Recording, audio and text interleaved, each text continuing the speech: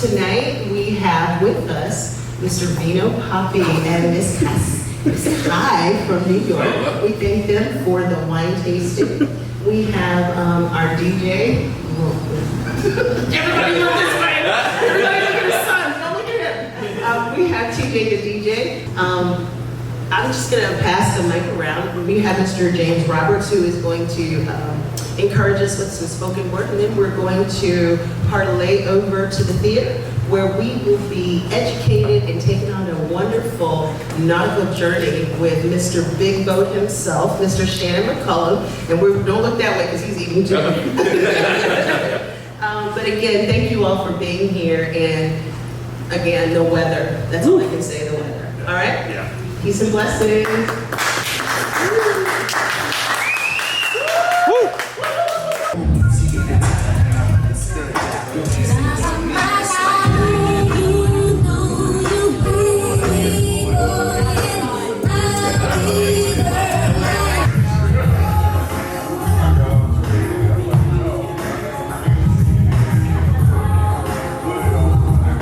Again, thank you all for coming out. I appreciate you guys. I know we have a few more guests, so the rain was pushing us back, but hey, it's letting us come on in.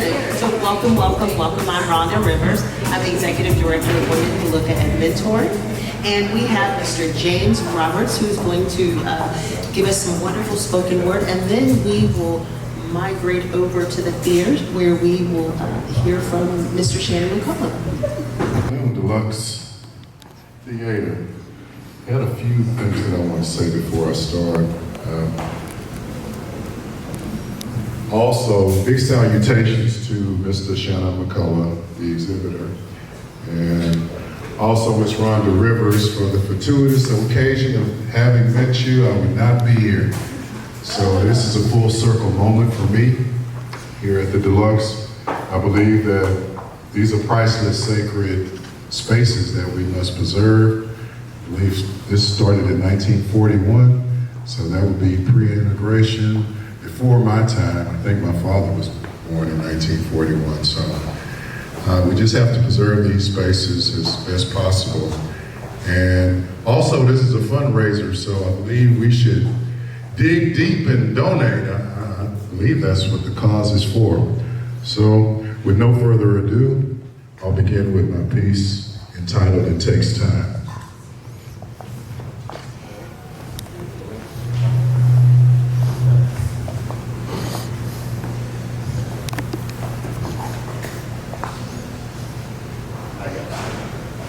See?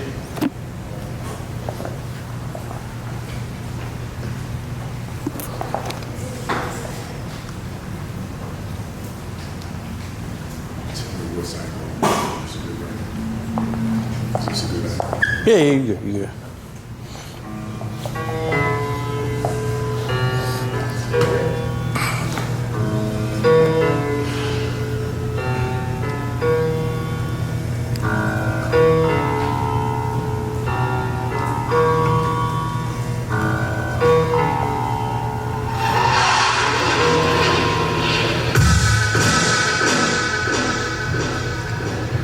Be a resolve that to everything there's a season, a time for every purpose under heaven, a time to be born, a time to die, a time to pluck what is planted, a time to kill, a time to heal, a time to break down, a time to build up, a time to embrace, a time to refrain from embracing. Now one prophet is the worker from that in which he labors. I have seen the God-given task with which the sons of men are to be occupied with. He has made everything beautiful in its own time.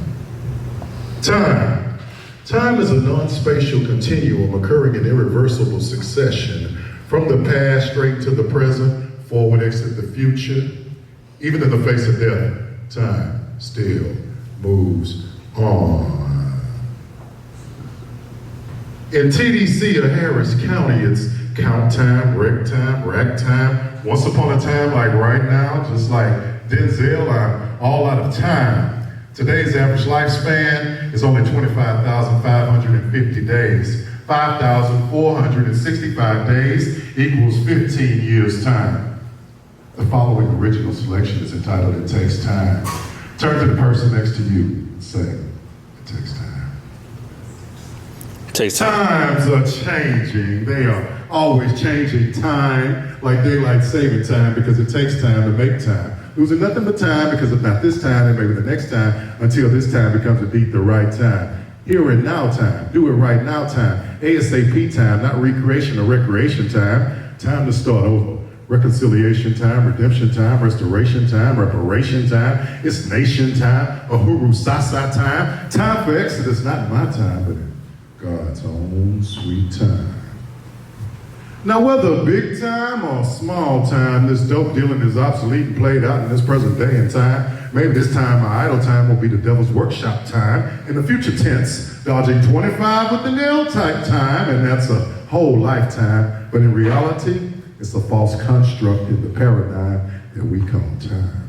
Tick tock, tick tock, tick tock, tick tock, tick tock. How many times will we do the same thing expecting different results this time? Multi-generational curses travel through time. Bad things happen to good people all the time. New York time, Eastern time, Central Southern specific time, unspecific time.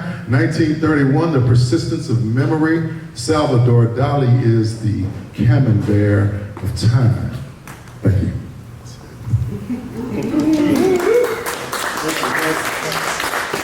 Guess we're all going over here. I'm going to watch some art with you guys. Thank you.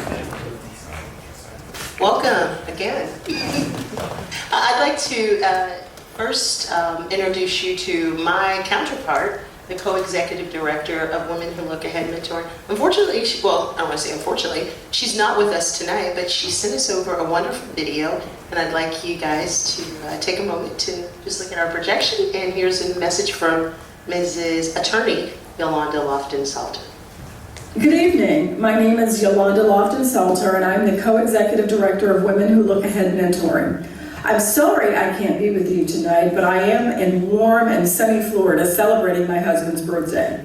It is truly an honor and a joy to welcome each and every one of you to this remarkable event dedicated to a cause that is near and dear to our hearts, the empowerment and support of women and children.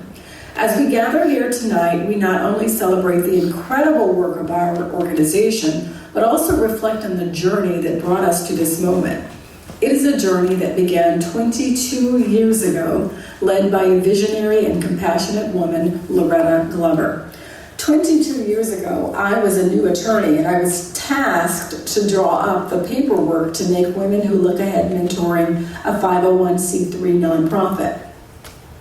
Loretta navigated the intricate terrain of becoming a nonprofit, laying the foundation for what would become a beacon of hope for many women.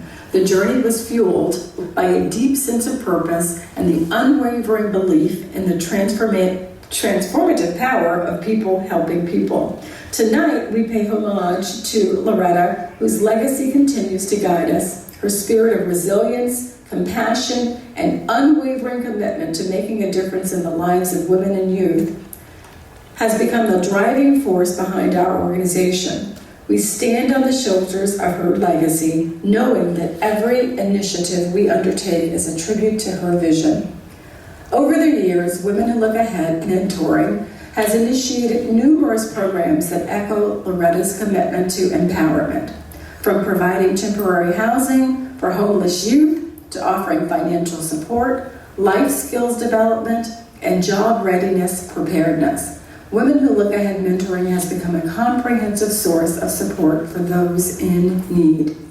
As we look around this room tonight, we are not just a gathering of individuals, we are a community bound together by a shared commitment to uplifting and empowerment. It is in this spirit of unity that we extend a warm welcome to our esteemed guest and presenter, Shannon. Shannon, thank you for gracing us with your presence, for sharing your gift of photography, and for being a part of this evening's celebration. In the spirit of the Lord, we express our deepest thanks to each one of you, our donors, supporters, and advocates, for being the pillars of strength that sustain our organization. Your generosity and commitment enable us to continue the vital work of empowering women and youth and providing them with the tools they need to thrive. As we embark on this evening of reflection, celebration, and generosity, let us remember the journey that brought us here. Honor the legacy that guides us and look forward to a future where every woman and child can embrace their full potential. Thank you, and may tonight be a testament to the enduring power of compassion, community, and the pursuit of justice. God bless you all, and God bless our mission.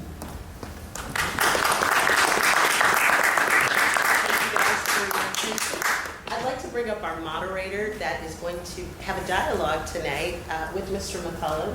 And then after their dialogue, we will be able to engage Mr. McCollum with questions. Thank you. Natasha?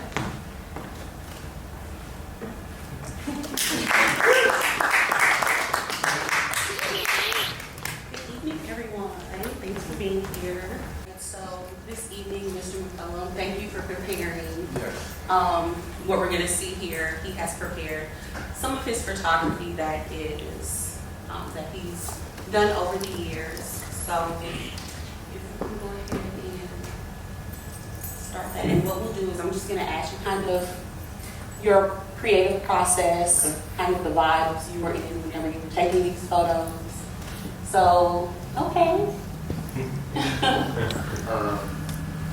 So they're going to be moving kind of fast. I don't know if you want to do it. No, that's fine. Okay, so can you tell us a little bit about, in the beginning, how you became a photographer?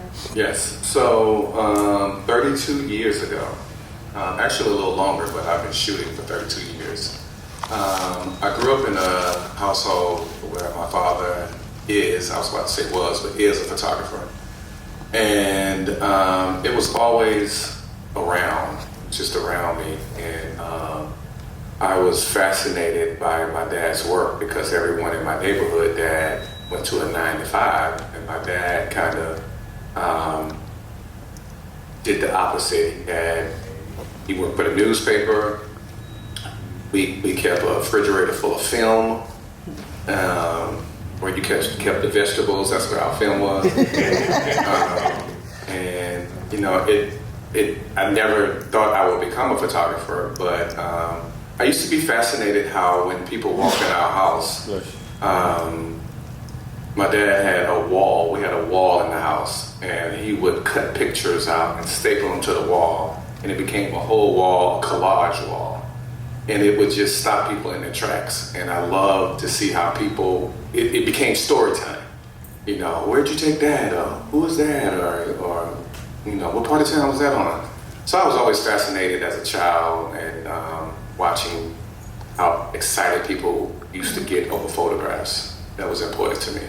Okay, so whenever you talk about your dad and him like putting those pictures up, what are some of those things that you remember from a child that you kind of incorporate in your creative endeavors? Like, how do you kind of carry that legacy? For me, my dad, he just retired as a staff photographer at Morehouse College. I was talking to the poet, I think James, but he's still here. But my dad just retired from Morehouse College and been a newspaper photographer. He's always been a photojournalist. So being a photojournalist, you tell a story through your pictures. And I started out as I call myself a music photojournalist because I was engulfed in the hip hop scene in Atlanta in the 90s. Started in 91, and yeah, I'm that old. For real. You know, I never wanted to, a lot of people's dreams would become a rapper or a producer, and I just wanted to be, I wanted to be Gordon Parks, and I wanted to be Annie Leibovitz. And Annie Leibovitz went on tour with the Rolling Stones and all these great bands.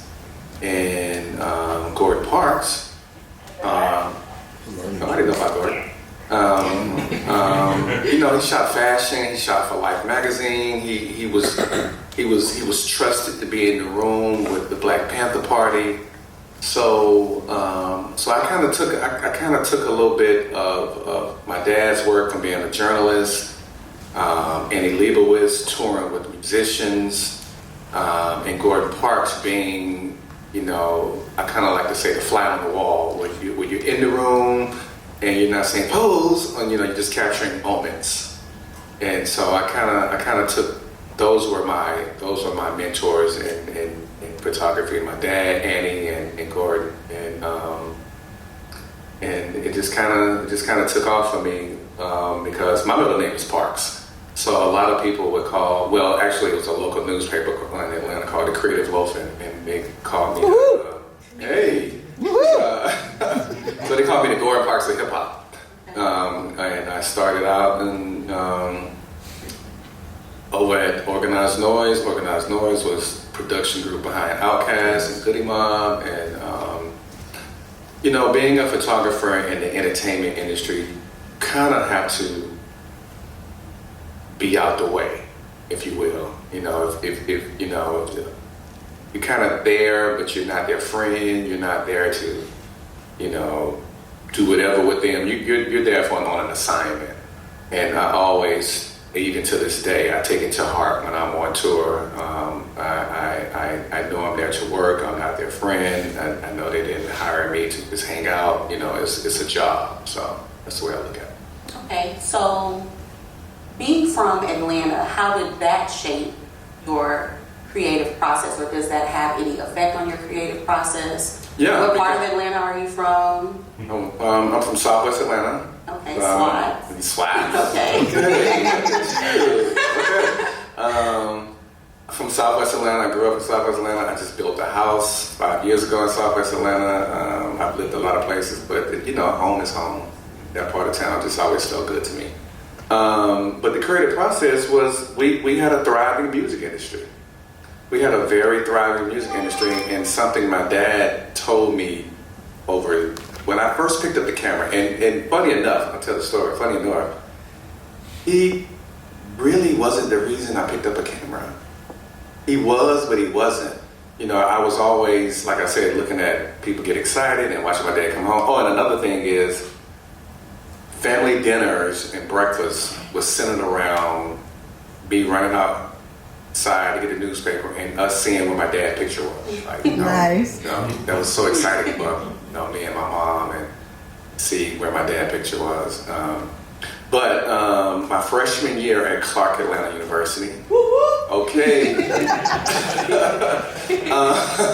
I met this guy that went to Morehouse, and through a mutual friend, and he was a photographer, and I wasn't taking pictures at the time. I was engulfed in trying to get my little education, and I'll never forget this.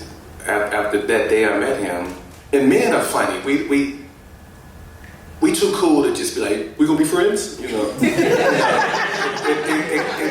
kind of takes a minute, But I knew I wanted to be this dude's friend because, first off, he had a camera and I thought he was cool with the camera. And number two, going to his apartment, he had pictures on the wall. And they weren't framed all nice. They were just up by a thumbtack. And I was like, damn, that's what my dad used to do. So, and his pictures were cooler than my dad's. So I immediately, that day I met him, and then we went back to his house and had a couple beers, and I'm looking at his wall. I went home and I said, Dad, I want a camera. He's like, why? And I explained to him, I was like, this guy got a camera, he takes these cool pictures. So my dad gave me one of his cameras, and I just immediately, it was like your favorite ball, and you just take it everywhere with you. I took my camera everywhere, and so then he said to me, he says, okay, a couple things happened with this. He said, the camera attracts women, girls, and you can get in free parties. So, girls and parties, well, let's go. So, again, your question about Atlanta and how it kind of molded me is LaFace Records moved to Atlanta. So we got the TLCs, we got Tony Braxton, all this is going on, and Atlanta started to make it. Not that Atlanta hadn't had a music scene, but the rap scene is really shaping now. 90, 91, 92. 91, I'm a freshman. No, I'm not. What am I saying? I'm 21 at 90 and 91. So I want to be in the industry. You know, I just want to, we had already had all the coffee table books with Gordon Parks and Annie Leibovitz and photography magazines. All that was already in my home. But then I was already studying them. But I just didn't want to be a photographer. I was just engulfed in album cover artwork. I was engulfed in coffee table books. And now I got this camera because my buddy got a camera, and I just want to, you know, just take pictures of whatever. You know, it doesn't have to be a party or a girl. I just want life. And I started shooting these parties. I started shooting parties. I would show up and just have my camera and I'd take pictures. And my little thing that I started doing is I would take pictures at the party, take pictures on Fridays on the yard, the sororities and fraternities they were there, you know, AKA stuff, used, all that kind of stuff. And I'd take pictures of them and I'd take pictures of the girls, and then I would come back Monday and I would print the pictures. I go to Wolf Camera, I don't know if they used to be a Wolf Camera in Houston, but I go to Wolf Camera, I print them out, I sell them for $5 a piece. Entrepreneurial. Man, and women want pictures of themselves, and fraternities want pictures of themselves, and then you want pictures of you and your friends. So it was an easy, you know, quick $100, $150 every time. And so then I said, okay, well, if I can I can do that on the yard, I can do that at the party. So I would go to the party, shoot, print them, show people the next time I'll be there, have my little bag, go in there and have my pictures. And it became a hustle. It became easy money, it became extra money. I fell in love with it. A thing about photography, and I never went to school for photography. So the thing about photography, or anything you really love, the more you do it, you get better at it. You know, and with photography, you learn lighting. You learn, oh, I can't shoot over there because it's too dark. Oh, I can't shoot right there because it's too many shadows. You know, and then you learn the ISO, you know, outside it should be at 100, 400, and inside 800, 1600. You start learning those things. And I was just learning on the fly. And then I became known as, you know, the dude with the dreads and the camera. You know, it became that. You know, and I'm just learning, and I'm confident because now I got something I love. And I tell you, hip hop took me, like these pictures, like the one picture, the little girl that was in Africa. And everything I've done, I kind of manifested it. Like I truly believe in the power of words. I believe in saying, you know, I'm going to do this, I'm going to do that, and I'm really going to do it, and no, ain't nobody going to stop me, and no, I don't care what you say. Like I still to this day, 32 years later of shooting, I still believe in the power of words. And one thing I said, I want the camera to take me around the world. I want to fill up a passport, and now I'm going into my third passport. And it started after shooting hip hop and shooting all the little Atlanta stuff, then people taking me on tour, and also how you treat people, like for real. So, interesting story. And tell me if I'm talking too much. No, you're fine. Go ahead. Okay, so I back in the day when you shot with film, you had to go through all these rolls of film. You got to go to the photo lab, you got to get it developed, and go through your pictures, all that kind of stuff. So this lady says, hey, my daughter's getting married, and we love for you to take the pictures, you know. And I said, okay, of course. So the thing that I always believed in anything when you work for yourself is your word. Like if you say you're gonna do something, real do it, you know, and be prompt about it. So I shoot this wedding, nothing special, just a wedding, but you never know. So I shoot this wedding, and I, very professional, you know, get there. Something my grandmother taught me was early is on time is late. So that's kind of stuck with me. Always show up early to my assignments, just boom, boom, boom, boom, boom, be courteous, all the little stuff you're supposed to do. And I told the lady, oh, you know, 2 or 3 weeks I'll have you. Back then you gave a wedding book. You know, you put the pictures in the book. And I told, you know, that's normal, 2 or 3 weeks. I turned it around in like 3 or 4 days because I was excited. anything I shoot, I'm ready to see the picture. I'm like, I'm ready to see it. I'm ready to go through it. So I turned the book around in a few days. Well, turning the book around in a few days, what do proud mothers do? They take the wedding pictures to work and they show them off because it's their family members. And next thing you know, that is a referral. And there's more referrals. So she took that wedding book to work and showed it off. Well, her boss saw it and said, call that guy that took the pictures. So she called me, she said, my boss wants to meet with you.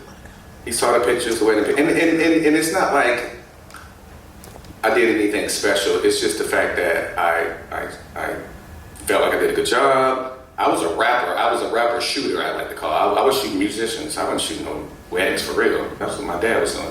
But I did it. I met with this guy and he says, bring your portfolio, because back then you had to bring your portfolio. You had to. So portfolio. We're not in Instagram times. No. The gray is here. So I show up my portfolio, and my portfolio is full of rappers. He just, and the wedding book he saw. But long story short, he had just picked up a contract for Delta Airlines. And he said, listen, and a lot of people don't know this, but he was like, Delta Airlines is looking for a photographer. And because she bragged on you, she came to work and she brought the pictures and all this. We thought we'd give you an interview. We're interviewing photographers. So I went in with my rapper book portfolio and long story short, I got the job. And that was on a Friday. And no joke, that next Friday I was flying to Africa. And that's and I'll tell you that story too. But, cause who gets to meet Eddie Murphy? But the very next week, I am flying to Ghana, and I'm just like, what? So now I'm a Delta Airlines staff photographer. I go from shooting rappers to jumping on airplanes with the president, the CEO of Delta, and just going everywhere. Well, Delta partners with Habitat for Humanity.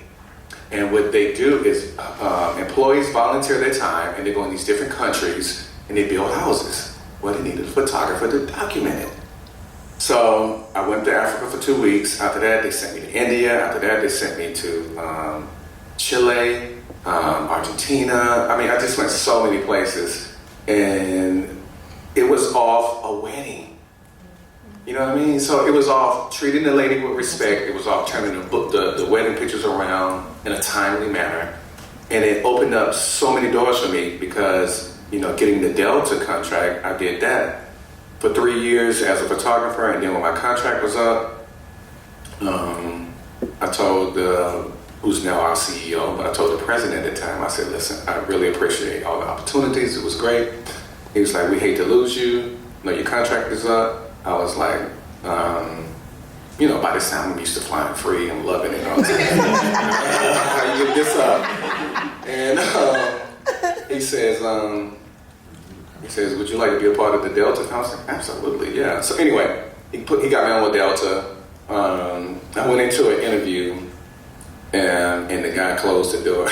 This is the guy. It's hard to get into Delta Airlines. I walk in the interview, and the guy closed the door. And as I'm getting ready to sit down, he said, look, man, President, Virgin, man, you got the damn job. And that was 15 years ago, so I'm still at Delta. So thank you to our CEO. But yeah, so photography has been really, really, really good to me. After the Delta thing, the photography thing, I went on tour with Lil Jon. I don't know if you saw the Lil Jon pictures. Yeah. I got to shoot with Obamas. And I'll tell you that story too. So that was y'all remember Katrina in New Orleans. First off, going back to another assignment with the Habitat. Now that I'm shooting for Delta and I'm shooting all this Habitat for Humanity stuff for Delta, the big wig at Habitat for Humanity pulls me to the side and says, I see you all the time, taking pictures for us. I said, yeah. And he says, are you able to take pictures for other companies? And I was like, absolutely. And I said, I'm freelance. So he hires me for a couple assignments in Atlanta, and then he takes a job in New Orleans. Well, he calls me one day. First he Facebook me, and then he called me and he says, look, I'm the such and such for Habitat Humanity New Orleans. He said, we just rebuilt the 7th and the 9th Ward, and Barack and Michelle are going to come down and do a walkthrough and see what we've done. And the local news and media outlets are going to follow them. And we need a photographer. And I'm like, hold up. What? And they had just went in office. What a good thing. They just went in office. And, my father, being a newspaper photographer, had photographed President Carter and some other, Nelson Mandela. He had photographed some big people. And so now, as his son, having even a slight opportunity to photograph the Obamas, like the first black president, has been everything. So, I just had to do my little fingerprint pass. I ain't been to jail, so let's go. So I go to New Orleans, and the entire day I am nervous as hell. I'm like, I've been around a lot of celebrities, but these are Obamas. And just the protocol of, I had to wear the White House laminate. I had to show up 2 hours to where he and Michelle were going to be prior, and they just kept checking on me. Are you okay? Okay, they'll be here in 10 minutes. They'll be here in 5 minutes. And within 2 minutes, you can hear the sirens. You can hear the motorcade and the Obama show. And I didn't put the picture that I really wanted to put in there, but it's them getting out the car. And soon as Barack gets out the car, president. I'm acting like we're friends. As soon as he gets out the car, we make eye contact because they're all White House people, from the White House, and then there are all the other people from the housing authority. Well, he gets out the car and sees me, and because I'm standing there, just waiting, and this is no lie, and a lot of people don't understand this, but it was the black man eye contact. And he smiled at me like, what you doing? I'm like, what you doing? So it was, before I even took his picture, the man smiled at me.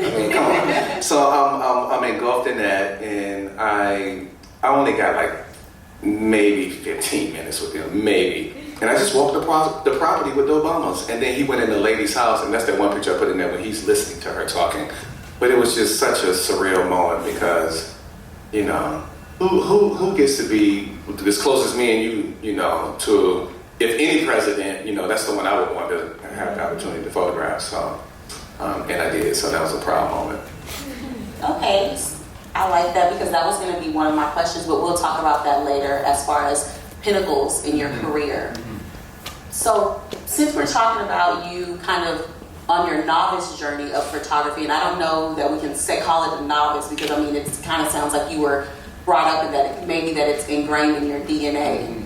But take us through a process of how do you identify, this is a moment that I need to capture? How do you separate yourself from the excitement, what's going on in real time, and saying, hey, this is a moment that's important enough to capture? What does that look like? Great question. Photography for me is it's everyday life, and I cannot even have my camera, or I can have my camera, and I am studying people. I'm studying the way you laugh. I'm studying your hand movements. I'm studying things that look like could be your best side. And that is my thing. I'm a people person, so I like to, like just in the other room, I looked at about 5 different people how I would photograph them, and it's just something that I live for. I'm actively just always looking at how someone should be photographed. I don't know what that is about. I could be checking out at the grocery store and I'd be like, oh, you got a good left side, and it's just a feeling And I like moments. I mean, there's nothing wrong. I love portraits. I love all of that. But I love capturing moments. I love capturing people smiling. I love capturing people being sad. I just love moments, genuine moments. So do you think that's something that over time you have learned? Is that something that you, like a knowledge that you have acquired, like this is a moment everyone is sitting here and this person is smiling, or this person has a look of interest, and that's something that I want to capture? Or is it something that's, what I would say, less organic, and you're like, hey, stand here, move here, or these people are they're interacting in this way, now let me capture that? Is it something that's learned, or is it something that you've mastered as a skill over time? Over time, because everyone's different, and I wanted to be organic. Of course you're gonna get your pose shots. You just are, but the beauty of photography is capturing moments that are now, they're engraved, they're there forever. And I see a lot of George Lopez pictures, and it's because I tour with George Lopez right now. And actually, that's the other reason I'm here in Houston, is we got a show tomorrow. So I've been with George for 8 years now. And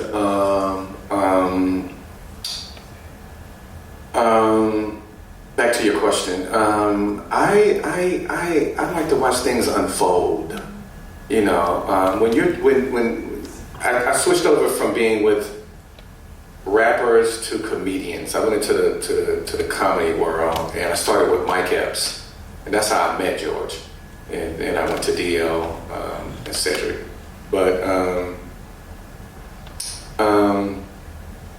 I started to feel a little too old running with rappers. The parties and the girls was getting a little bit too much. Oh my God! Some of the things they were doing, I was like, not gonna capture this. Yeah, no. And I'm not in the business of making anybody look bad. I'm not in the business of selling your pictures to TMZ. I don't want to make anybody look bad. I don't want to degrade anybody that may have a family at home and you out here on the road doing something else. I'm not interested in that.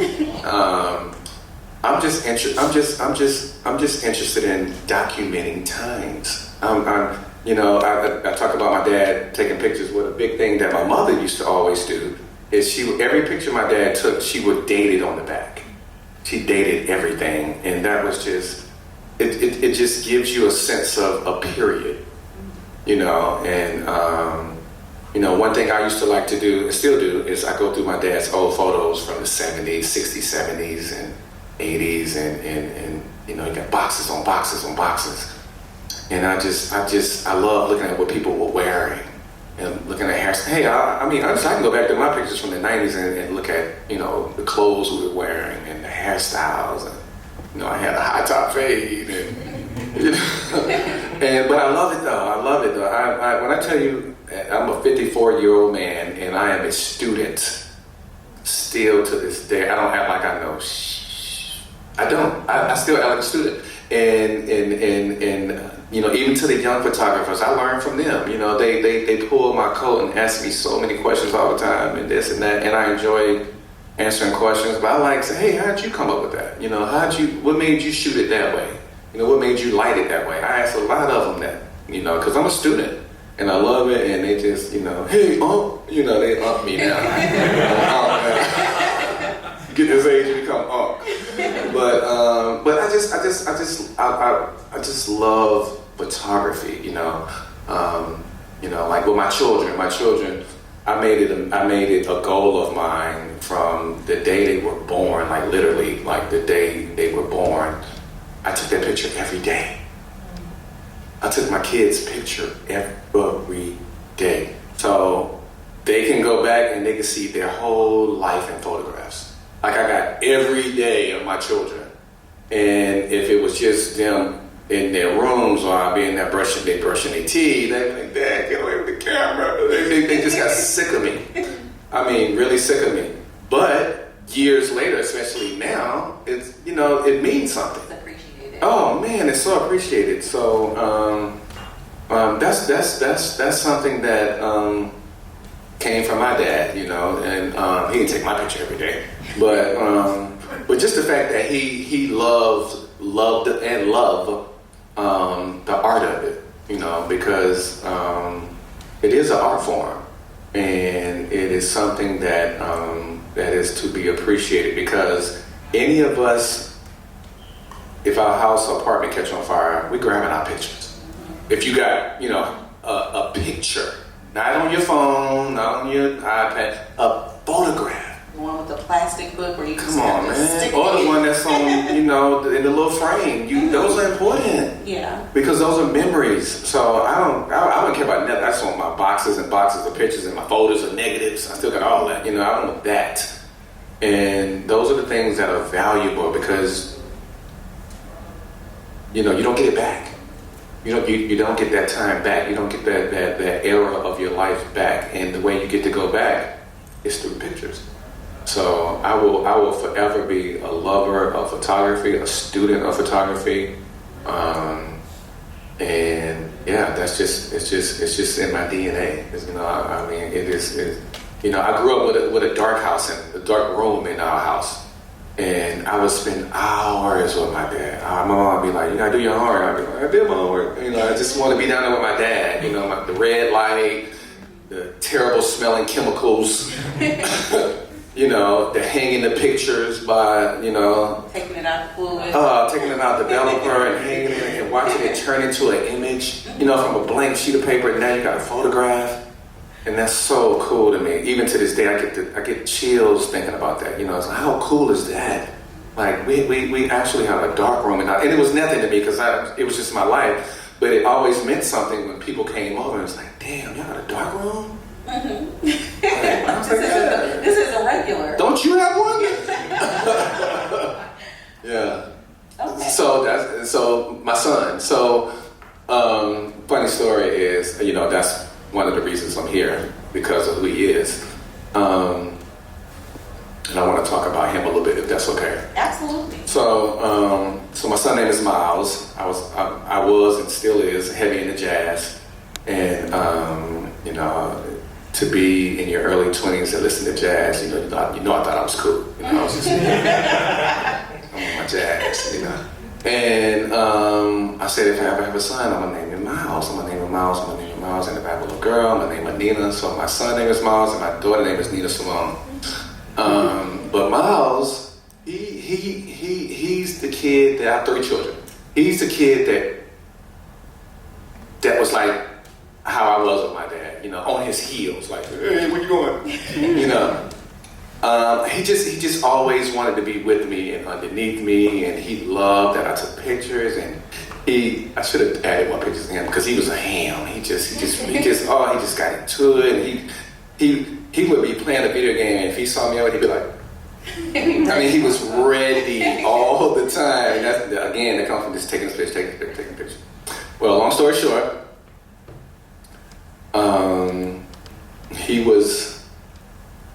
before I tell that, I'm gonna tell this story. So working for Delta Airline, I thought one of the most important things that I could give my children, being a broke dad at the time, was experiences.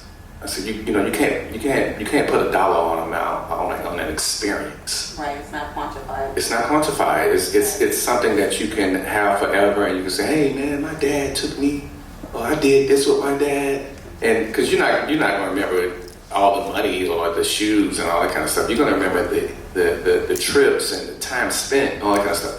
So I would always take my kids on trips.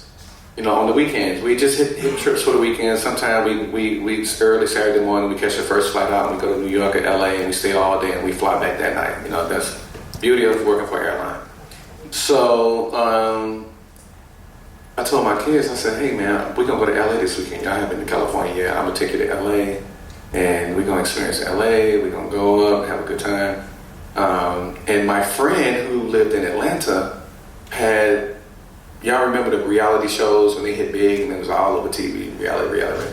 Well, my friend was a producer on the reality show, and he did really well for himself. He left Atlanta and moved out to LA, and he was renting this big, crazy house in Hollywood Hills, and he was just doing really well. So I hit him up. I said, look, man, I had already told my kids we were going, but I hadn't told to him yet. So I said, hey man, I want to come to LA this weekend, you know, just hang out. He's like, yeah, come on, man. And I was like, okay, but I'm bringing my kids. He's like, What are we supposed to do? you want to stay here with kids?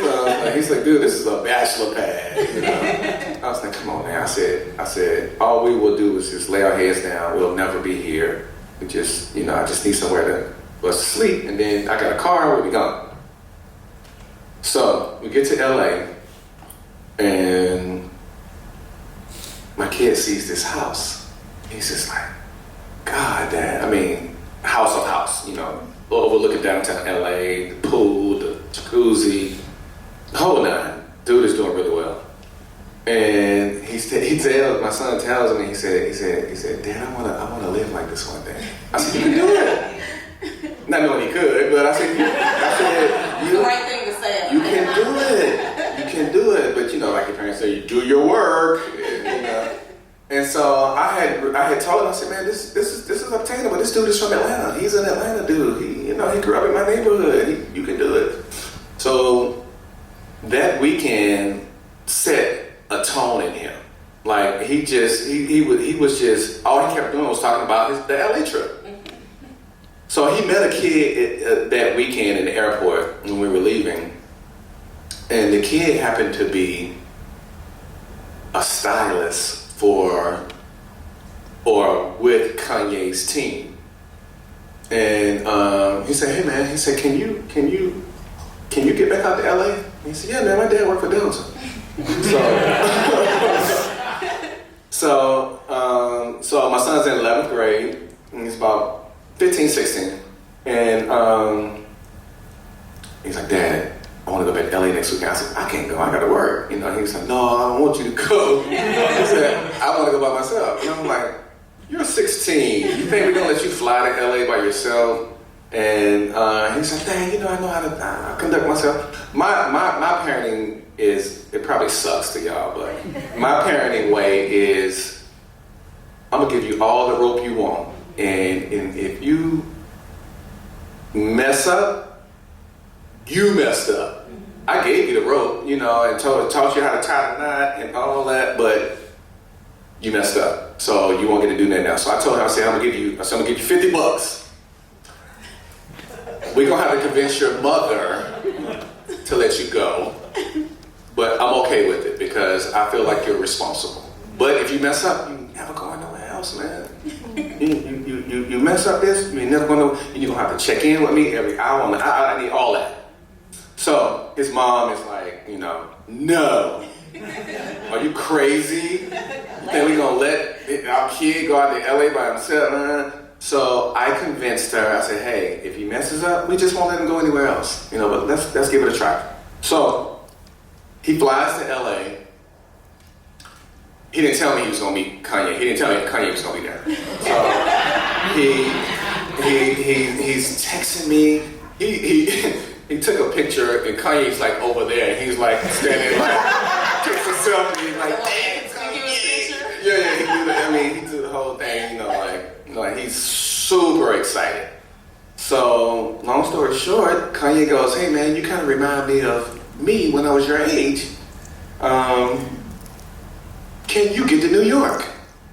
I would love to possibly do a fitting with you.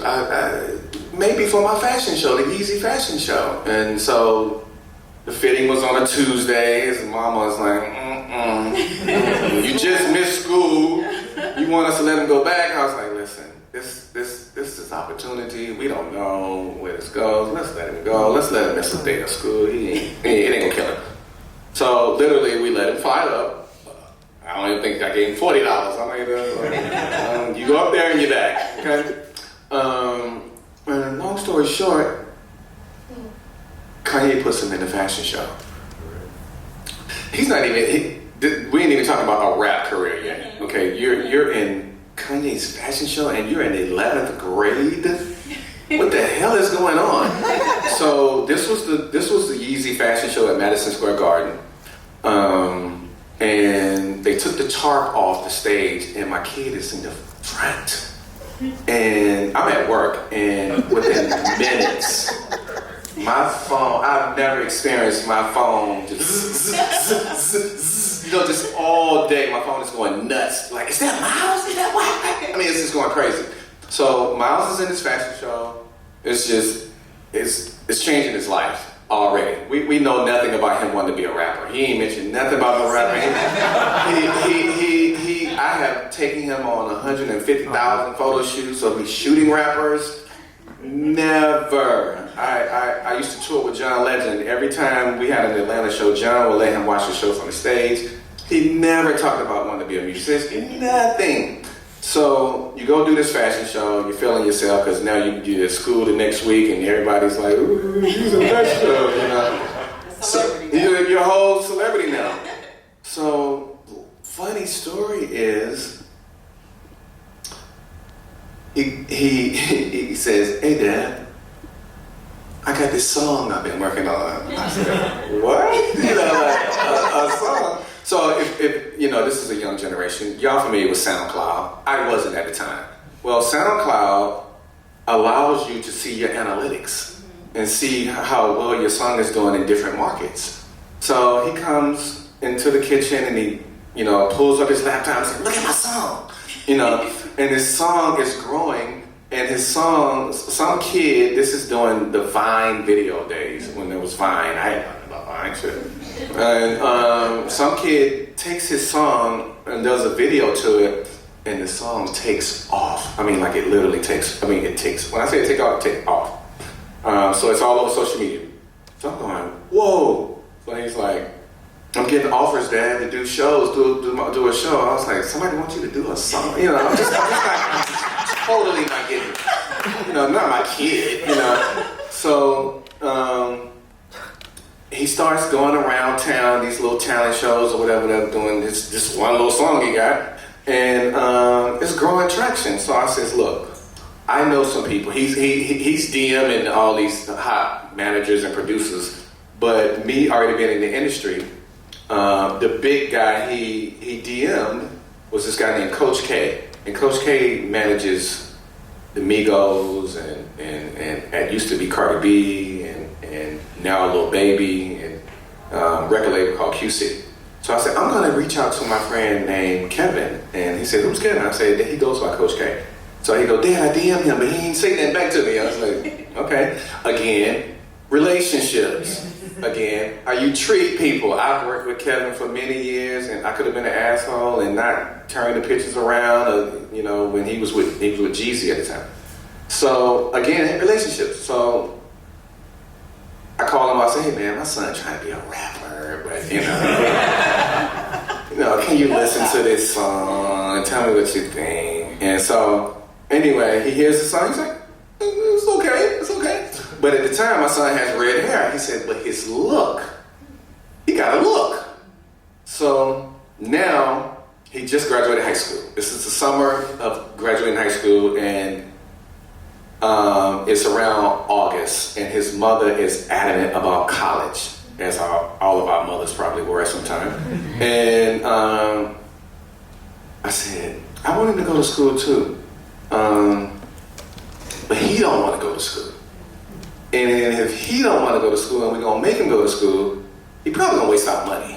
You know? So anyway, I lost that battle. She made him go to school. And he wasn't going to class because he said the kids at school were teasing him about his hair. So here he is wearing a hoodie in 100-degree weather with his hood on because he's so embarrassed of his hair. That's never been my kid. My kid has always been extremely confident. You couldn't tell him nothing about him. He had his little style. You could never tell him nothing. So to hear him say he was embarrassed because kids were talking about him all the time about his hair, see, that's his red hair right there, was just crazy to me. So anyway, he goes to school, and the song still is bubbling. The little single is still bubbling.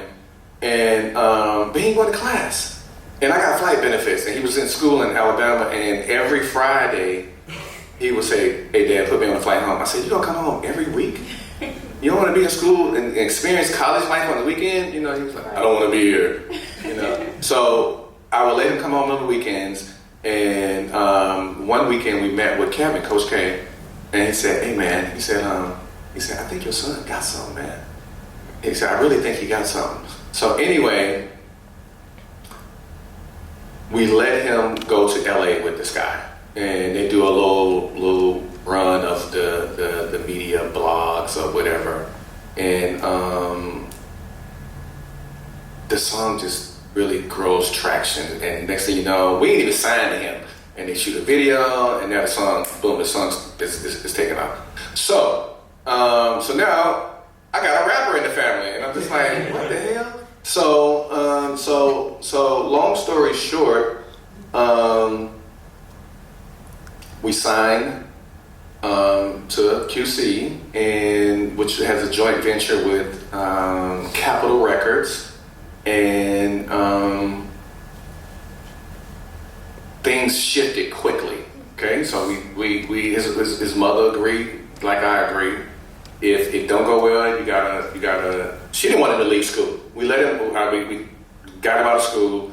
He comes home, and now if the career don't take off, you gotta go to school in Atlanta. But the career starts growing, and next thing you know, he gets a Target commercial. I'm like, what? But he gets a Target commercial, and then after he gets a Target commercial, he got a Burger King commercial. After the Burger King commercial, he got a Nautica deal because he goes by the name of Lil Bo and Lil Yachty. So now we got a full-on Nautica deal. And within the first year, my son was in the Forbes list. He made $30 million under 30 years old. The first year, and it changed the whole family's life, of course. And it was just nothing you could dream of. I mean, we all had to move. We had to change. Well, I kept my number, but everybody else changed their numbers. He's like, Dad, you never got to work again. I said, no, I'm gonna work. But his mama checked out real quick. Real quick. Yeah, she probably should. Yes. So that's how that happened. But yeah, him becoming who he became is because as a father, I allowed him to dream a dream and to be okay with dreaming a dream. His mother was not. And she'll tell you to this day, she was like, look, the way I grew up, you go to high school, you graduate high school, you go to college, after college, you get a white picket fence, a house, get married, have kids, you live your life.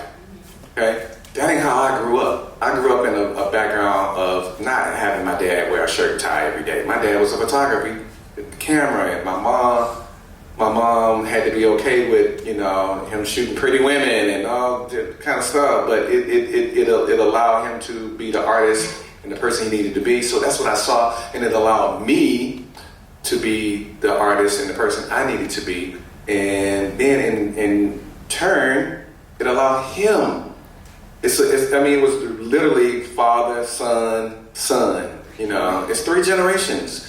And it's just because of I wouldn't give up on him having an opportunity to dream and to live his passion out, because his mother went with that rap shit. So he was just like, no boy, you gonna stay in school. And I was like, no, if he messes up, then he can go back in January.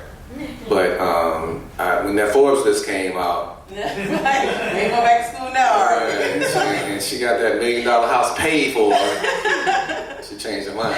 Real quick. Yeah. So then, being the creative that you are, and kind of growing up in an environment where you are free to be creative, and specifically being in the realm of entertainment, rappers, and things like that, were you able to kind of guide him to say, hey, look out for this, or look out for that, kind of seeing those things in the background where you're like, absolutely. This isn't savory. I got on his nerve. Let me just tell you that. I got on his nerve because as cool as he thought I was, and as cool as his friends thought it was, I got on his nerve because I was like, look, first off, let me tell you something. When we went to Capitol Records, they think you need them. Can I interject very quickly? Yes. While you're on this journey, are you photographing? Are you employing your talents? Listen, it don't stop. Okay. Once a photographer, always a photographer, okay? I'm just a photographer that's a dad, but never stop. I took pictures of him signing the contract. I took all that. Well, a lot of kids that come into I I would like to say the rap game, but probably just the music industry. They just want to get put on so bad that they'll sign anywhere, and it's like, where sign? And it's like, man, his mom, we worked, so we didn't need your money. You know, my kid was a kid, and you know, he signed at 18 years old. So you're not going to. First off, they wanted to own his name for 10 years, and it's like, no, that's his name. You know, you can't buy the name Lil Yachty. You know, that's the name Lil Yachty comes from. Let me tell you where it comes from. Nobody even knows where that comes from. We're getting an exclusive, guys. Okay. All right. Let's see this out. When he was in high school, he was always into fashion. He was just into fashion, and he loved thrifting. Like every Tuesday, I used to have to take him to the thrift store, and he would go through their clothes.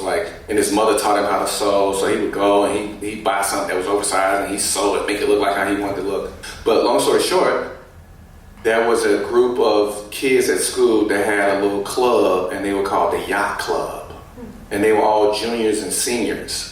And they, you know, when you're in high school, you don't hang with the little 9th graders, you know, 8th graders, you know, you're a junior, senior. And Miles was in 9th grade, and because he was so cool and he was into fashion, he could dress and all that kind of stuff, they let him in. They called him Lil Yachty. Yeah. So it stuck with him. And the boat thing came from having a love of Nautica. It's crazy that he would hashtag Lil Boat and Nautica every picture he would post till Nautica paid attention and saw it. I mean, Nautica actually saw it, and he got a deal off that. I mean, he got a whole designer deal. You know, he got a whole line they put out. So that's where that comes from, and to not only be into rap but into fashion, and he just kind of took the two and got deals out of it. And you know, it's the rap industry money is cool, but the money really is in the brands. And to this day, you know, like he got a Ralph Lauren deal, a cologne deal. He just got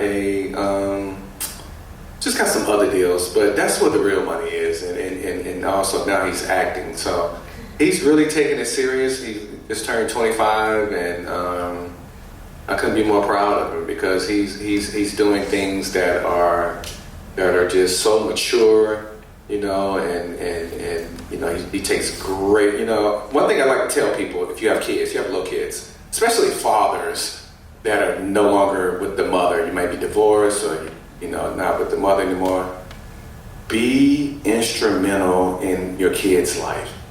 You have to be in your kid's life and let them know you're supporting them, let them know that you believe in them.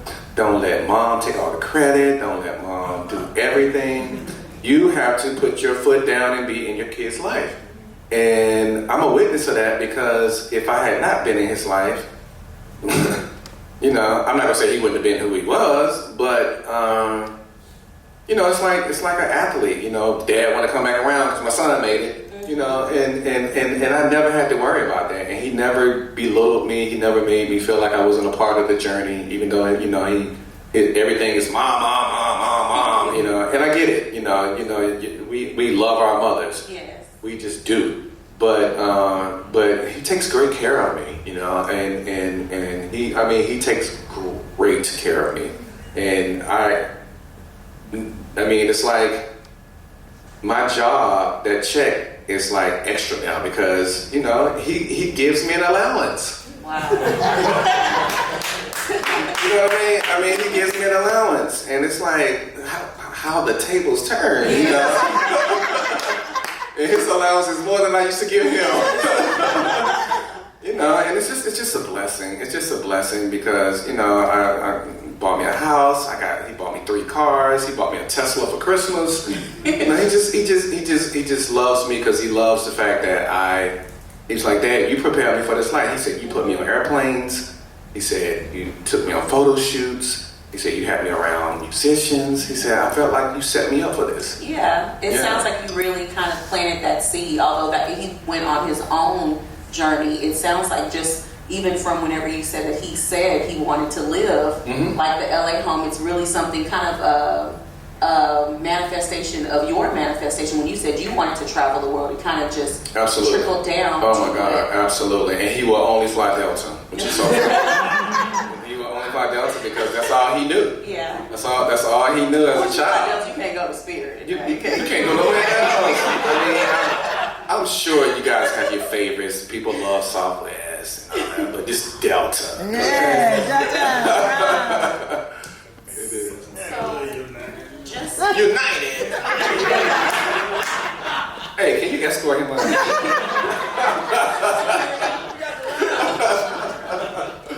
Any questions? Can I answer any questions? Because I'll keep talking. I'm just a talker. anybody? Yes. What was it like working with Erykah Badu? Oh man, so let me tell you about the shoot with Erykah. Okay, so Erykah was in Atlanta for a show, and I was shooting her for this book. We have a mutual friend that wrote a book, and Erykah was going to be on the cover of the book, and she had the show Saturday night, and it was Sunday morning because she was leaving Sunday afternoon, early evening, and we met at her hotel, and we walked in, and Erykah said, "You get 10 minutes." I said, "Oh shit, like, I gotta make this happen." She told me, "Get 10 minutes," and so, but I ended up shooting her for 2 hours. We ended up shooting for 2 hours because the vibe was there. That she was cool. I was cool, and we take pictures. We stop. We talk. We have a drink, had a beer, and then she started playing me unreleased music, and we just kept shooting. I wish I would put more pictures up, but let me tell you about that picture right there. Okay. I know you didn't ask, but okay. So I'm on tour with John Legend. We're in Paris. It's Fashion Week, and his tour manager says to me, John's tour manager says, "Hey, John's gonna have a special guest that comes out on stage. I can't tell you who it is, just in case they don't show up, but you know how Kanye is." But I didn't know who it was. So anyway, Kanye at the time was dating, I think I put the picture up there, whatever. Amber Rose. So we show up, we're at the venue, and Kanye walks in. I'm like, shit, this guy. So John goes out on stage. This is so Kanye. So we're on a couch, and the couch is so long, and he's sitting where you're sitting, and I'm sitting over here. And now he's sitting there, and it's just me and him in the room, and he's waiting on his cue to come out and go on stage. So I'm saying to myself, how many times are you going to be in a room by yourself with Kanye? None. So sneak a picture, get a picture, do something. So I'm sitting on the end of the couch, and he's doing this. He's just kind of waiting. So he ain't looking at me. He ain't say hi to me. He ain't say nothing. He just kind of chilling. And I turn over and I take his picture, and he says, "Erase that one." Okay. And I literally erased it. But I was like, "I'm gonna get a picture of you, man." So I did it again. He didn't say that, so I guess it was cool. That was the picture. Now, was this after or before Miles has taken this to was way before. Okay. Way. But yeah, he was. That was BB King's 80th birthday. I'm gonna tell y'all a little bit as I see the picture. That was his birthday. That was Common at a radio station in Atlanta. That's me on tour with George for his Netflix special. On tour with John Legend, John again. Eddie Murphy tour. Okay, this is in Ghana. That was my first trip with Delta, and I started walking through villages. And they don't speak my language, but the key thing was if you smile at them, they would always smile back. They would just give you these beautiful, heartfelt smiles. This is the Erykah shoot, and this was at her hotel. We just shot all over the hotel. Okay, that was the weekend in Paris when we started dating Amber. This was on tour with John, him talking to Ice Cube, which was cool. That's on tour with the comedians. That's in Miami with John on tour. Can you still feel the energy from every picture? I can be right in that same spot, same everything.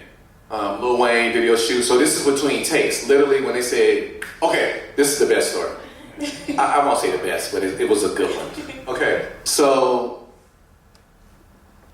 I've been shooting with George at this point, maybe 4 or 5 years. George throws this party every August, and it's called, he throws a pool party, and it's called Who Weed in My Pool. Not who peed, but who weed. So he throws a weed party every August. And literally, he got a guy walking around passing out joints. Just literally passing out joints. Or if you want gummies, there are tables of gummies. It's just hilarious. So that was my second year going. And I always get there early just because I like to get there early and hang out first. And Eddie walks in. Oh God, it's Eddie Murphy. Like, I don't know if I've been starstruck other than Obama's, but Eddie Murphy. Like, I grew up a Saturday Night Live kid when he was doing, Walking some love and all that. all that, man, and Gumby and all that. So he walks in, and when he sees his brother Charlie, now Charlie was on tour with us, so I know Charlie. So Charlie makes me feel comfortable. He would call me Shannon with the cannon, he would always do that. And so I see him talking to his brother, and so Eddie goes in, and they become little boys. They're talking shit about each other, and Eddie's just, oh my God, he's in rare form. He's just clowning Charlie. He's saying some of the most outlandish shit. I'm just laughing my ass off. It's so funny. And again, I say, how many opportunities are you gonna be in a room with Eddie Murphy? Mm-hmm. None. So I just start snapping, and Eddie said, "Hey man, where them pictures gonna be?" And I said, "I'm just giving them to George, man. I work for George." And Charlie said, "He cool. He one of our guys." And from that point forward, I just got to hang out with Eddie for the day. It was like Eddie Murphy, man. And when I get around people like that, I want to act like I don't even know you're a celebrity. Mm-hmm. You know what I mean? I just really want to go in. You just a regular person, and on the inside, I'm just like, is it in focus? And so that's that Eddie story. Man, I can be honest and say, I didn't put enough pictures in here, but I have been blessed to be in some really cool rooms with some really cool people, and in some very fortunate situations. And this picture in Africa, in Ghana, those kids, I walked around, I started walking around a building, and they were way down there, and they saw me, and they just started running. I mean, we're talking about kids with no shoes on, no socks, but happy, playing with tires. Toys, tires, and they were just so beautiful, and they just came up to me, and they just surrounded me, and they were just so awesome, and just you just never know the beauty of happiness of children, our kids are so spoiled here. They think they need every PS5 game, and it ain't that. It's just a good environment, a good loving, nurturing situation, and that's what I got to experience there. But yeah, and this is a village where all those boys are orphans, and they didn't have homes, and they were just so obedient when the head guy, told them to line up, and he snapped his finger, and they all just got attentive, and it's just, I even got him to smile. The Lenny Kravitz show. Oh man, that was so cool. So that was back in '98, and they said you get 2 songs. I don't know if anybody shot concerts before, but you don't get but 2 or 3 songs, and you're in the pit. So the area between like the first front row, stage, and the pit, right in there. And so they said you only get 2 songs. You gotta get out of there.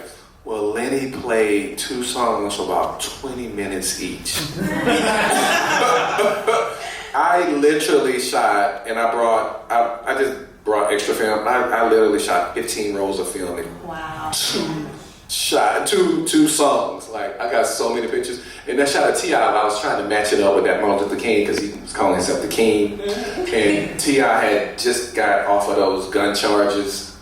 And that was at Morehouse College. And he was doing this whole little tour of, I'm not a bad person, the guns don't, you know. Yeah. He was doing all that. And so they hired me to kind of hang out with him and go around with him. But yeah, these are tour shots, you know. And Candace again, just Candace, just kind of trying to, that's in Cabo. George does a show in Mexico every summer.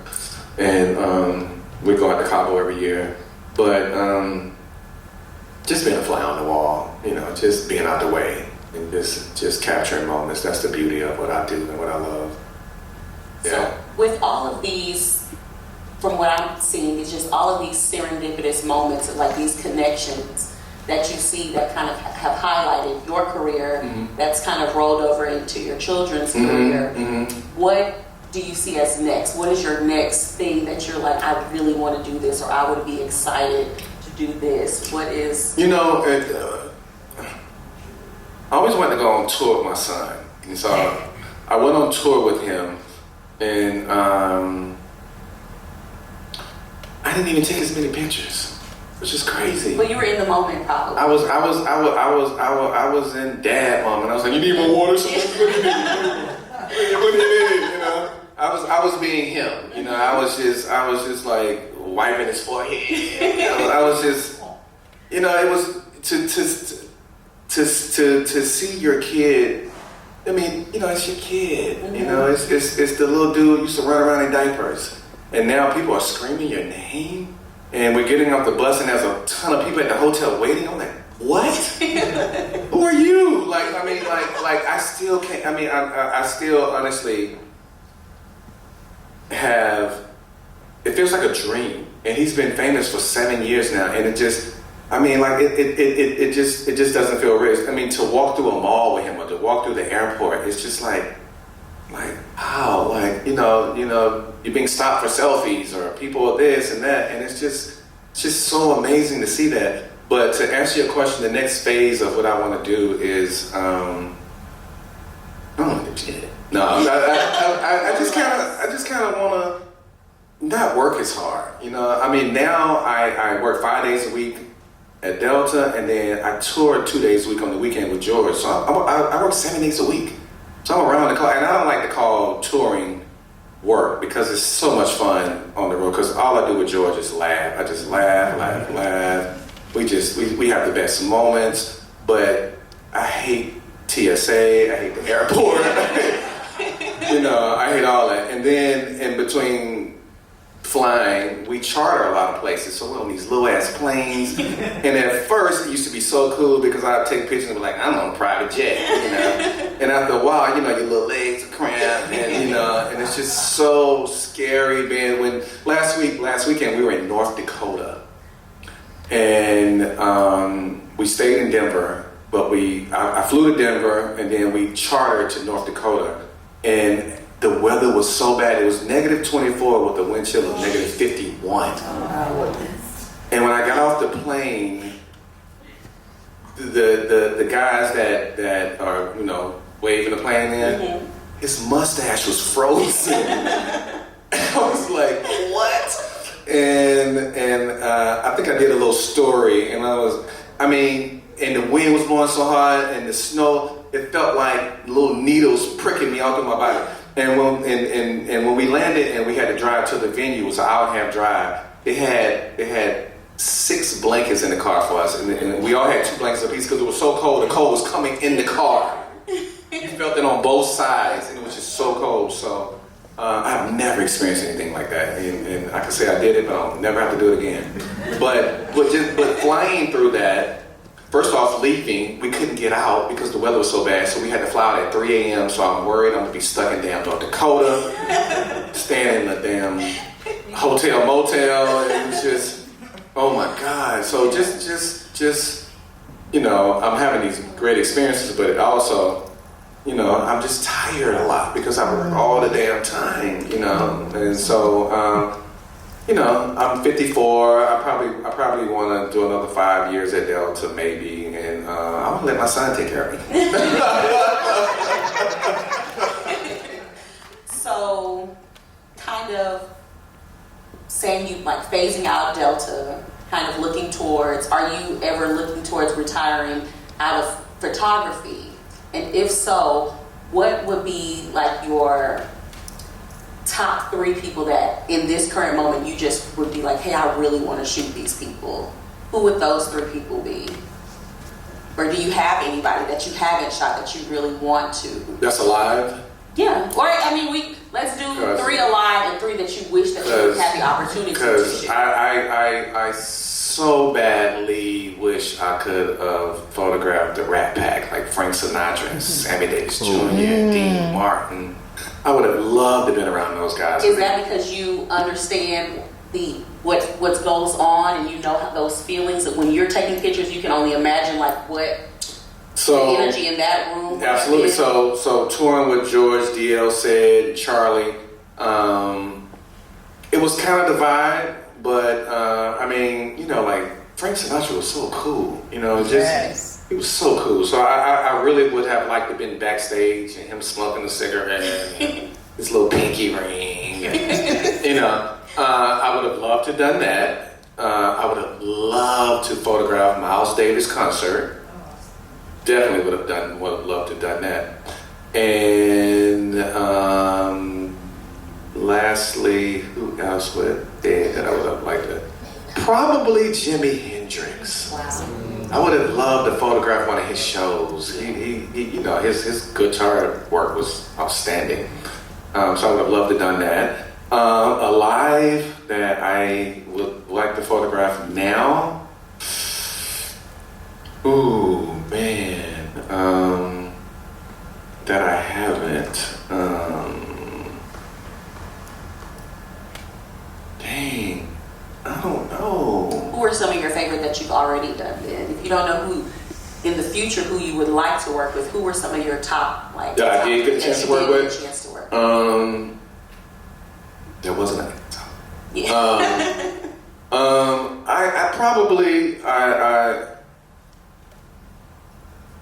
just being in Eddie's presence was amazing.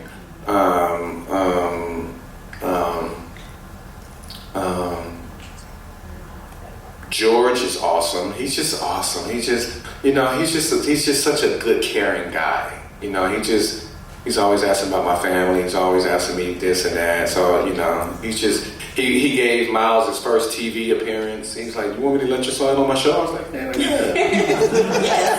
So he brought Miles in and he's really good to Miles. Andre 3000, I love working with him. He was really, and still is, I see him from time to time and he doesn't act like a stranger. He's just always saying some encouraging things and he's always got something to say nice about my son. Andre 3000 is a big one.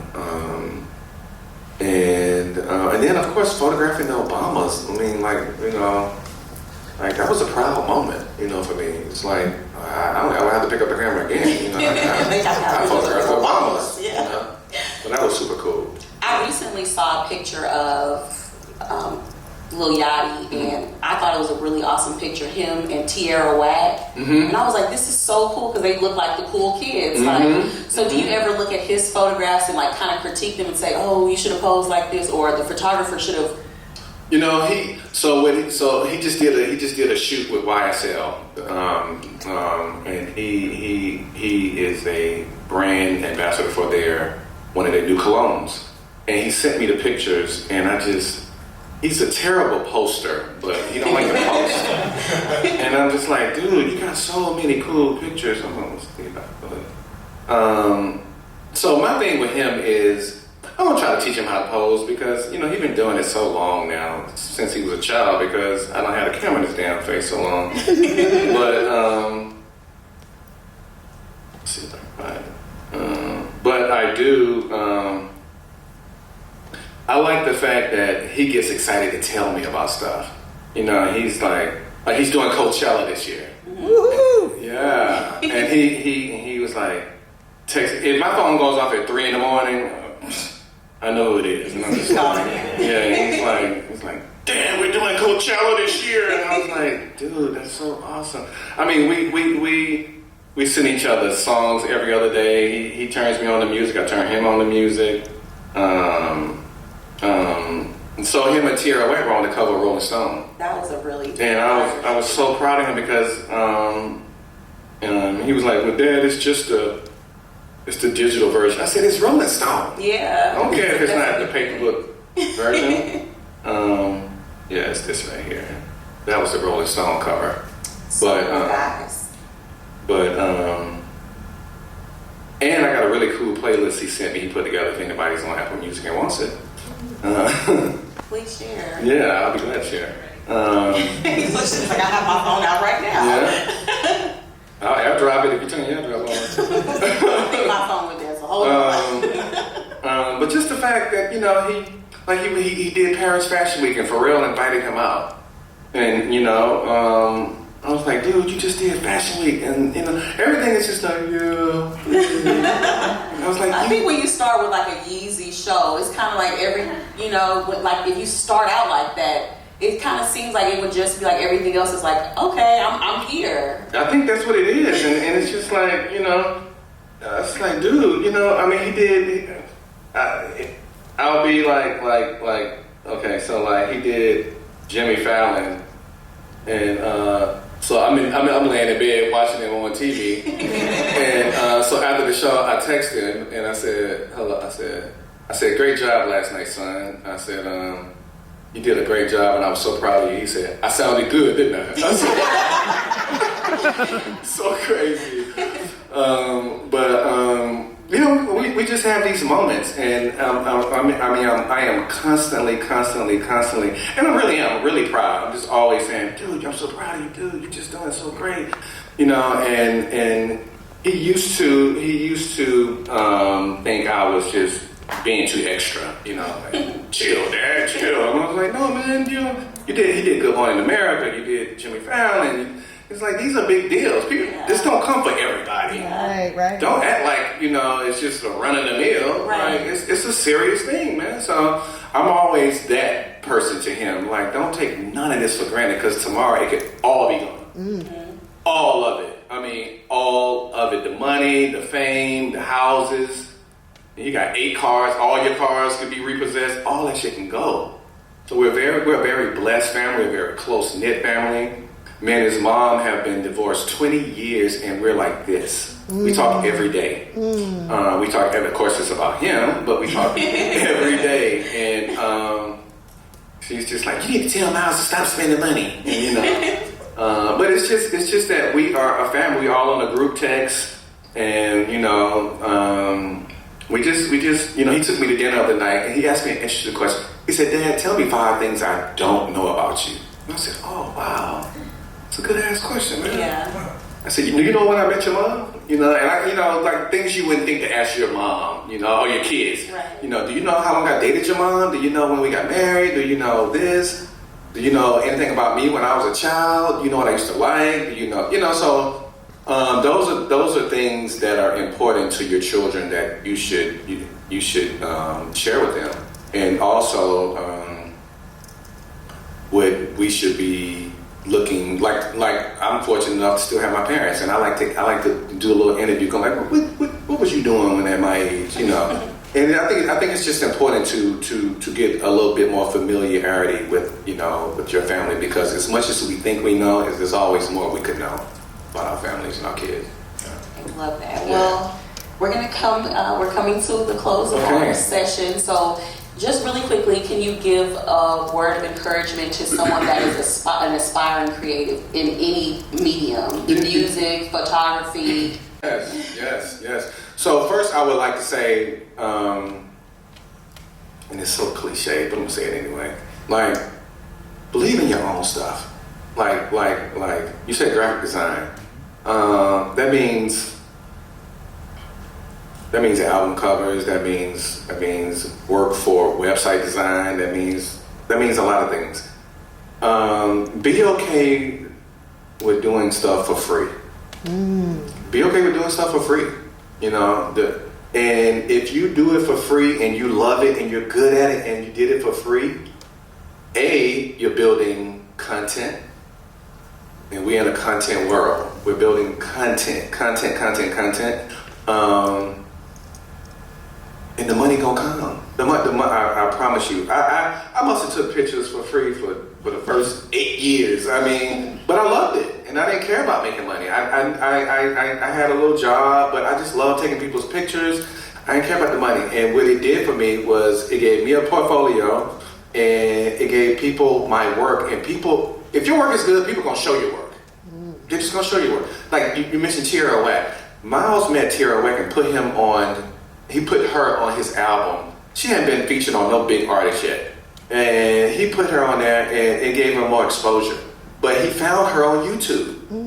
And he loved her videos. And he just, I remember, I'll never forget him coming up and said, Dad, you gotta watch this chick's video. She's like the Missy Elliott of our time. And I was like, you're right, she is. And sometimes you just have to give people an inch. You know, give them the opportunity. You know, give them a seat at the table and see what they're capable of. You know, and a lot of it is also personality and how you treat people. You know, you could be super dope, but if you're an asshole and you just don't know how to talk to people and treat people, you don't deserve to do too much more and grow, because you're not a kind person. But if you're kind, you're considerate, you're thoughtful, and and people see how passionate you are about what you do, people will tell other people about you. You know, that's just how it goes. It's like if you're a graphic designer, you're good, or you could be okay. But I see the fact that you're passionate about it and you're constantly trying to get better, I'm gonna refer you. Because even if my client says, hey, he did okay, if you're willing to go back and try to do it again, be like, he did this shit, I turned it, I gave you what, you know, that ain't enough. You know, be okay with saying, you know what, I'll do it again. And I'll give you 3 different versions of it. Or if you're a musician and you're trying to get on, if you're good and you're passionate, keep working, stay in the studio and keep putting your music up. Because these kids gonna find you. These kids, they know good music and they will help get you exposure, because there's nothing more greater than sharing something that is dope. And if the music is dope, let me tell you something. One of the first things I do on my page, if you're dope, I'm putting it on my story. I'm sending it to somebody I know. Like, check this song out, man. I don't know who this dude is, but check it out. It's just law of attraction. You know, if something is good and if something is worth me sharing it with you and saying, I heard this, I think you might like it. You're gonna like it, or if you don't like it, if you do like it, you're gonna share it with somebody else if you do like it. So that's kind of my thing, is just be passionate about your work and your craft. Don't let nobody tell you your shit is whack, you know, and it may be whack, but don't go for that. You know, be like, oh, you know what, I believe in it. You know, I believe if you write every day. Write every day. If you want to write a book, write, journal every day. Talk about what you see. Write, and just get better at it. I saw something on Instagram, and I'll be through. I saw something on Instagram, and this I mean, it really touched me. This dude said his college roommate found his book of poetry and laughed at him because he's like, you know, what are you doing, man? You're up here trying to write about love and all that shit. And he said that dude belittled him so much. He said he didn't write again for years. He said he did not write again for years. And he had a friend helping him move into a new apartment. And his friend found one of his books or journals. He was like, this is amazing. Who wrote all this? He was like, dude, I wrote that. Put it away. He was like, no, man. And he started looking at it. He said, dude, man, why don't you, we didn't know you were a writer. He's like, oh, I stopped in college. I wasn't that good. You know, I don't do it no more. He's like, no, man, this stuff is incredible. Do you know this the dude that wrote Wakanda? Wow. Wakanda. And he wrote so many books after that. because someone that helped him move saw it and said, this is amazing. But his college roommate said, you up here doing poetry about love, man. And it's like, we can be discouraged so quickly by somebody so close to us because we think they know us and you my friend and you should know better and you know how I move. And if you tell me I ain't good, then I ain't good. But then 10 years later, somebody comes over your house and sees something of your work and it's like, what? You did that? And it picks you back up, say, let me get back on this. And this dude, I wrote so many books. And then his book, he sold it to and wrote Wakanda. I was like, what the hell? So it can happen. It can happen. And I believe in the power of bigging up your friends. I believe in the power of saying encouraging words to people, because we don't know what people go through every day. We just don't. We don't know. Like when I go to work, you know, I approach people with a smile and kindness because I don't know what you're going through at home. I don't know what you're dealing with at home. And I don't want you going postal at work. At least not on me. Not on me. Get everybody but me, okay? Yeah, so encouraging, you know, encourage people. Even if you think you're dope, you think your work is dope, push yourself to be doper, you know, push yourself to be better, you know, and that's kind of my goal, you know, even 32 years shooting, even touring with all these artists, even being around all these different rooms, I still have room to grow and be better. And I know that. I know. You know what? And people think it's the camera. It ain't the camera, it's the person. And my company is called Same Camera, Different Eye. Because at the end of the day, a camera's a camera. You know what I mean? I don't care if I got this $3,000 camera or I got remember the little point and shoot cameras, you know, or the throwaway cameras. If I captured you a certain kind of way and it's dope and you got that $3,000 camera and you couldn't do what I could do with a little point and shoot, then what? You know, and we all see things differently. You know, we could be in the same room, you can have a camera, I could be a camera, we can take pictures of all these people and we are not going to come up with the same pictures because we see things differently. And so that's your beauty in it. And also, if you're an artist, learn how to sell yourself. That's big for me. Like back in the 90s, nobody was taking a photographer on tour. Nobody. No rappers. They were just into buying jewelry. They weren't thinking about taking a photographer on tour. But guess what I did? I explained to each artist I came in contact with the importance of documenting. Listen, man, take me on tour with you so you can document what you did, because every picture that's being taken of you, you don't get to see it, or it ain't yours, or whatever the newspaper or the source or the Vibe or whatever took pictures of you, you get to see that picture that they used for the magazine. You don't get to see all the other stuff. So take me with you and let's create something here. And that's what I would sell me before I sold the camera. I sold me. I know how to be out of the way. I ain't gonna be telling your business. And you know, I sold myself. So that was important to me. And that's what I tell creatives all the time. Sell yourself. Sell yourself. Tell people how dope you are and back it up and prove it. Awesome. Thank you. Okay, so I know, like I said, we're closing it out. I know you are here not only to chat with us and have this wonderful dialogue, and thank you for that, but you're also here with the George Lopez. If you tell everyone when that is, how we can see you, how we can follow up with your work. Yes. Please. If, you know, we're in Sugarland tomorrow. I don't know where that is from here, but Everything in Houston is an hour away. So it is okay. But my Instagram is at my full name, Shannon, SHANNON MCCOLLUM. SHANNONMCCOLLUM. Shannon McCollum. That's me. That's a black and white picture of me. I'll follow you back. And I just want to thank your mother, Rhonda. Rhonda, Clap it up for Rhonda, guys.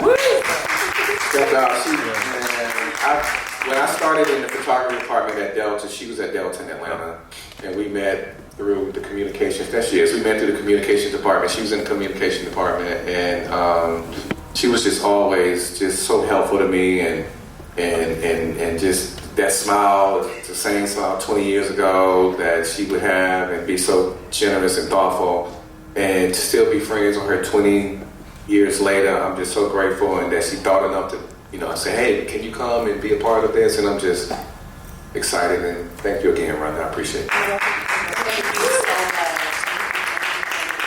Thank you for taking us on that journey. Yes. We appreciate it. Absolutely. Thank you, guys. All right, guys. Everyone have a wonderful evening. Thank you so much again. Thank you, guys. And thank you. Great. What a great moderator. Yes.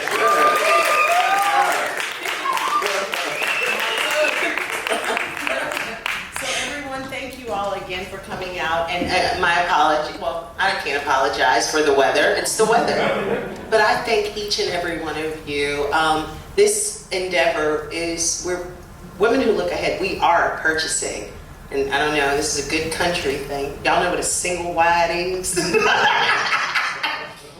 We're purchasing a single wide, and that may be comical to some of us, but we are purchasing it for youth that are aging out of foster care. Whenever you turn 18, you've exhausted your opportunity to ride on the train of the state. And so they age you out. And our goal here tonight is to raise funds to purchase that single wide that you'll see as you're exiting. And so if you would like to, please leave a donation for us. It would be very helpful. And if not, we'll see you guys very soon. And thank you for coming out. Vino Poppy, is there something that you and Miss Kai would like to say? Not at all. I would like to thank them. They are amazing. They're here from New York. I would like everybody to give them a stand up and tell them thank you. Please. Thank you guys so much. Everyone, and our DJ, Mr. TJ the DJ. Oh, I'm sorry. Did anyone have any other questions for Mr. McCollum? The importance of donating to what she's getting. I worked for CPS for 6 years. So I've seen these kids age out, have nowhere to go, nobody to turn to. Everybody that's in CPS doesn't come from a difficult situation, but a lot of them do. And when you age out, they literally cut you off right then and there. If you don't go to college or try to get into a school, they tell you you have to get out that foster home. And if you don't have anywhere to go, those are the kids you see on the streets. They're not all drug addicts. They're not all criminals. They just don't have anywhere to go. So that donation, which we're going to donate to, is really, really, really important because I've seen it up close and personal. I had to stop doing it because I was bringing it home. And the weight of that was a lot. And I was bringing that home crying every other night. These kids are calling me because I was the one that ran the group homes. So you build a rapport with them, and then they age out. So the cause is worth anything that you can give. I don't know everybody's pockets, but anything that you give will go to it, and I think it's great. I appreciate it, guys. And again, you guys can take a look at the model. And again, it's a single wide. And our goal is to develop a tiny community for those special needs children. But the planner and the property is in Montgomery County, if you're familiar with Montgomery County. The planner out in Huntsville said, start with one, it's Ron. So I'm gonna buy one. And we'll house 2 residents. It's a 4-bedroom, 4-bathroom. That's the goal. Thank you guys, have a great weekend.